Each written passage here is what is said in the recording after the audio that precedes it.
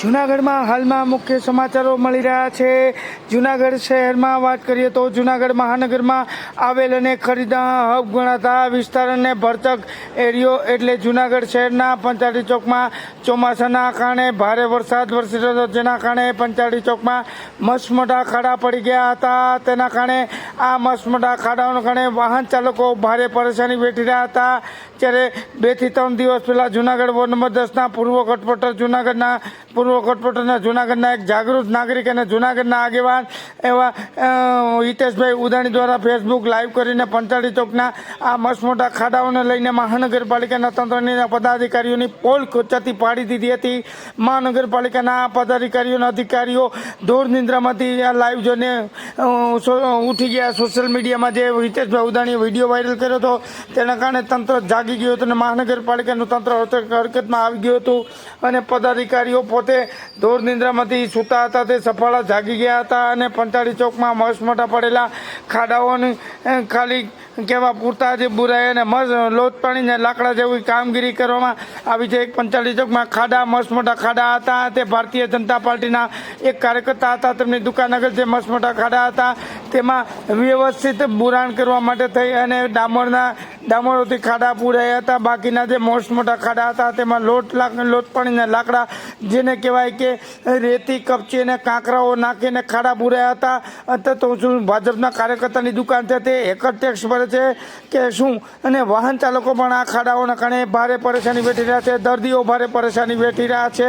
અને ત્યાં રેસિડન્ટ દુકાનો આવેલી છે તે દુકાનોમાં કાંકરા ઉડી દુકાનોમાં જેને નુકસાની થશે તો કોનીને ભાજપના કાર્યકર્તાની દુકાન આગળ શું કામ ડામરથી ખાડા પૂરાયા તો અન્યને શું કામ અન્યાય કરવામાં આવ્યો? અન્ય ખાડાઓ છે તે એમાં શું કામ ડામર નાખવામાં નથી થયો? અને આ દુકાનોમાં જે ખાડાઓમાંથી જે ધૂળ અને કાંકરા ઉઠશે ને દુકાનમાં કાંઈ પણ નુકસાની થશે તો તે મહાનગરપાલિકાના અધિકારીઓ જવાબદાર રહેશે કે પદાધિકારીઓને ખાડા પૂરવાના બિલ મુકાશે? મહાનગરપાલિકામાં આખો રોડ બની ગયો છે તેના બિલ મુકાશે તે આગામી સમયમાં બતાવવામાં આવશે ને રોડના મસ્ત મોટા ખાડાઓને કારણે આજે જૂનાગઢના પંચાયતી ચોકમાં જે મસ્ત મોટા ખાડા પડ્યા છે તે ભાજપના કાર્યકર્તાની દુકાન છે ત્યાં ડામરના ખાડા છે તે સ્પષ્ટ જોવા મળે છે। ડામરથી પૂર્યા અને બાકીના લોટ પાણીને લાકડા જેવું કામ કરી અને મહાનગરપાલિકાના કર્મચારીઓ વયા ગયા છે અને આના બિલ મસ્ત મોટા ઉધારશે અને આ બિલ છે તે આખા રોડનું બનશે તેવું લોકમુખે ચર્ચાઈ રહ્યું છે।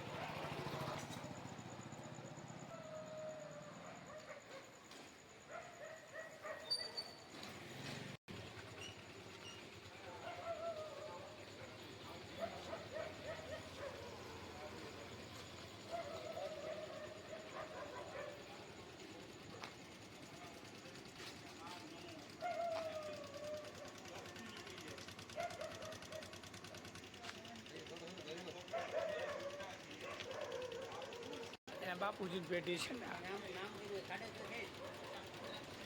નામ કર્યું છે, નામ કાઢે છે।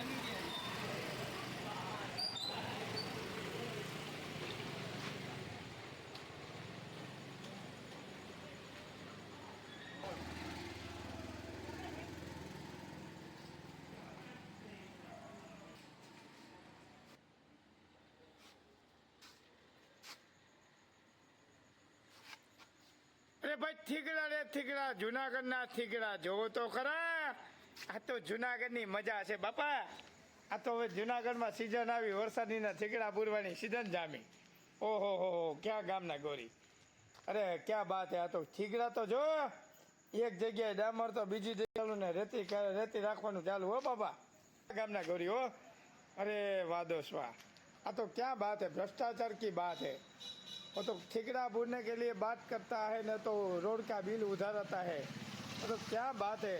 वाहन चालक को परेशान और तंत्र की कम नसीबी है तो रोड बनाते हैं. और આ જુનાગઢના આ ઠીકડાઓ પૂરેલા છે એ નજરે જોવા મળે છે.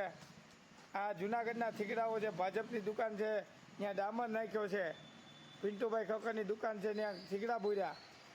ओहो हो, क्या बात है. आ तो भ्रष्टाचार की गंगोत्री.